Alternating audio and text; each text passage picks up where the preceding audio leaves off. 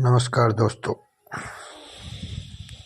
आज एक वीडियो लेकर आए हैं आपके लिए। एक दिल्ली के अंदर सीएम अरविंद केजरीवाल को ईडी की रेड लगी और गिरफ्तार कर लिया। सबसे पहले लोकतंत्र की बात करते हैं। बीजेपी वाले कहते हैं कि लोकतंत्र है। क्या एक सीएम को, मौजूदा सीएम को गिरफ्तार करना, मामला क्या? तथा कथित शराब घोटाला।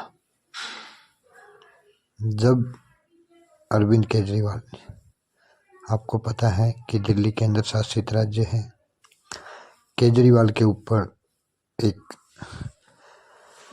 विपक्ष पार्टी का एलजी का नियंत्रण है। जो भी कोई नीति लेके आता है दिल्ली का मुख्यमंत्री, तो जब तक एलजी उसको सहमति नहीं देगा, सिग्नेचर नहीं करेगा, तब तक वो लागू नहीं हो सकती। आपको इन बातों का पता है। और जब तक किसी ने कहा कि मुझसे 200 करोड़ रुपये लिए गए, अब 200 करोड़ रुपए लेकर कहाँ गए, क्या प्रूफ, कोई वीडियो रिकॉर्डिंग, कोई कैसेट, कुछ नहीं मिला, तो फिर वो पैसा गया कहाँ? सिर्फ और सिर्फ ये तानाशाही है। क्योंकि ठीक है, हम किसी पार्टी का समर्थन नहीं करते, लेकिन एक किसी के कहने पर किसी की अगर गिरफ्तारी हो तो ये लोकतंत्र की हत्या है। आपने देख ही लिया होगा लोकतंत्र कितना खतरे में है। कुछ समय पहले चंडीगढ़ के अंदर मेयर चुनाव हुआ था। वहाँ पर एक ही पार्टी के 8 वोटों को कैंसिल कर दिया और बीजेपी वालों ने अपना मेयर घोषित कर दिया। जब कोर्ट की फटकार लगी, वो बैलेट पेपर मंगवाए गए, तो उनमें पता चला कि उन्होंने खुद कुछ पर लिख के कैंसिल किया था। और फिर आम आदमी पार्टी की जीत हुई, मेयर आम आदमी पार्टी का बनाया गया। और भाजपा वालों को, मोदी सरकार को डर है कि केजरीवाल को हम बहुमत से, भारी वोटों से, लोगों की राय से, इसके मन से नहीं निकाल सकते, इसको नहीं हरा सकते। तो इन्होंने केजरीवाल को के ऊपर ईडी की रेड का इस्तेमाल किया। मोदी जी कहते हैं कि हम भ्रष्टाचार के खिलाफ हैं। देखो दोस्तों, मेरे देशवासियों, आपको भी पता है हर पार्टी में भ्रष्टाचारी हो सकता है। हम किसी का समर्थन नहीं करते। हर पार्टी में बेरोजगार को दूर करने के लिए कोई उपाय नहीं। लेकिन एक बात देखिए, आप हरियाणा की बात ले लीजिए।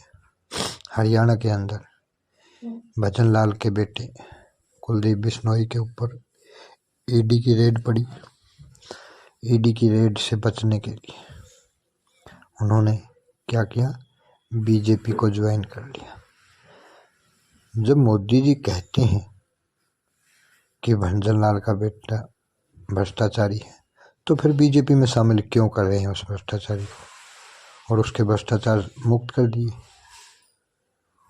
उधर महाराष्ट्र में भी देखा होगा आपने, मोदी जी स्पीच दे रहे थे एक दिन पहले कि 70,000 करोड़ का घोटाला किया है इन्होंने, और उसको किसी हालात में भी बख्शा नहीं जाएगा।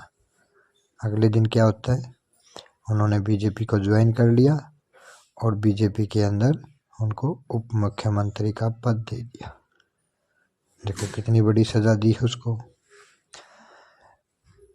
अभी एक सीएए बिल आया है, सिर्फ और सिर्फ वोट बैंक के लिए भाजपा ने उसको लागू किया। आप भी बताइए दोस्तों, हमारे देश के अंदर कितनी बेरोजगारी है। जब हम स्वयं भूखे हैं, क्या दूसरे को भोजन दे पाएंगे?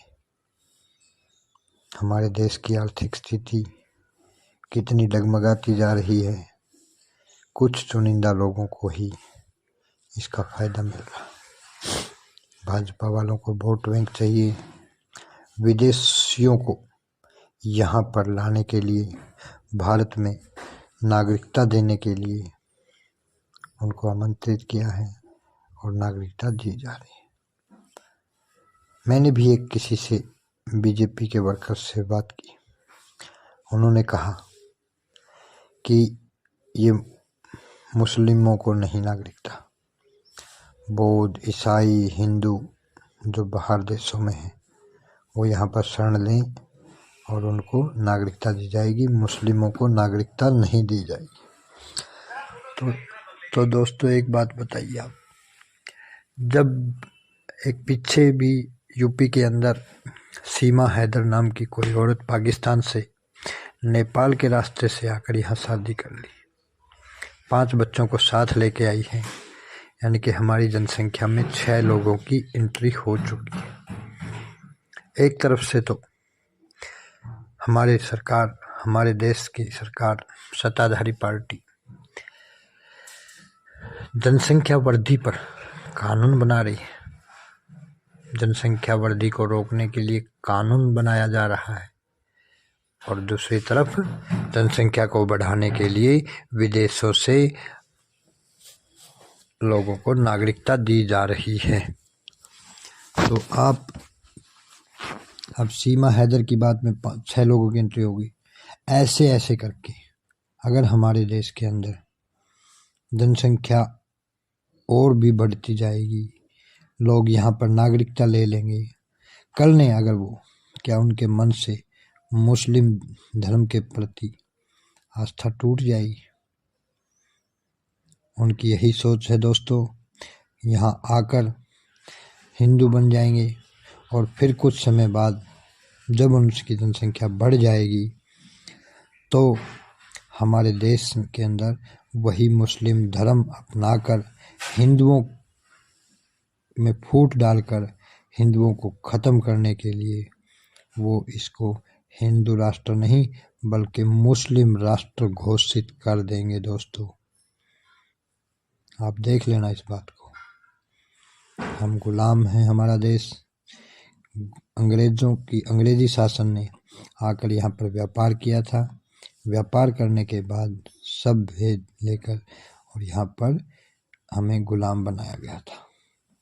उस समय भगत सिंह जैसे क्रांतिकारियों ने अपना हिंदुत्व को, अपने सिख को कायम रखने के लिए अंग्रेज़ों को यहाँ से मार भगाया था, जिनको हम सिर्फ और सिर्फ नाम से तो याद करते हैं लेकिन उनके विचारों पर नहीं चलते। तो दोस्तों हम गुलामी की तरफ जा रहे हैं। अब बात आती है निजीकरण मामले पर। निजीकरण का अर्थ है कि किसी भी डिपार्टमेंट को, किसी भी कारोबार को, किसी भी सेक्टर को हम एक बड़े व्यापारियों के, उद्योगपतियों के हाथों में दे देते हैं। बड़े उद्योगपति क्या करते हैं, एक बार सैलरी अच्छी दे देते हैं, खर्चे अच्छे देते हैं, ताकि उन लोगों को अपने अच्छी सैलरी के कारण उनके खर्चे बढ़ जाएं और वो आदी बन जाएं, हमारे गुण गाने लगें। और समय आने के बाद क्या करेंगे, वो भी सरकार की तरह उनको एकदम से नौकरी से निकाल देंगे, क्योंकि उनको आदत लत लग चुकी होगी। वो सादा जीवन व्यतीत नहीं कर सकेंगे, तब उनका शोषण किया जाएगा और उनको नौकरी से भी बाहर कर दिया जाएगा और हमारे देश को गुलाम बना लिया जाएगा। तो दोस्तों आपसे एक छोटी सी वीडियो के द्वारा यही एक विनती कर रहे हैं कि इस आने वाली गुलामी से बचने के लिए आपको अपने मत का प्रयोग करना होगा। हम इस निजीकरण के खिलाफ लड़ना होगा, इस तानाशाही सरकार के खिलाफ लड़ना होगा, चाहे पार्टी कोई भी हो, विपक्ष होना चाहिए।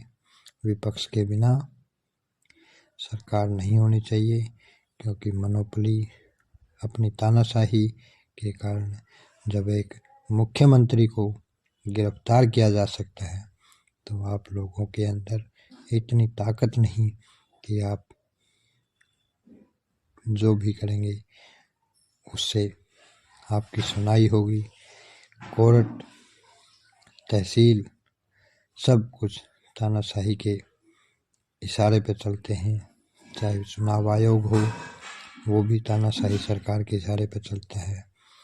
निजीकरण हो, आप किसी भी कंपनी पे कोई आरोप नहीं लगा सकते, और कंपनी आपको लूट सकती है, आपको के ऊपर आरोप लगा सकती है, और आप कुछ भी नहीं कर पाएंगे। तो दोस्तों, इससे बचने के लिए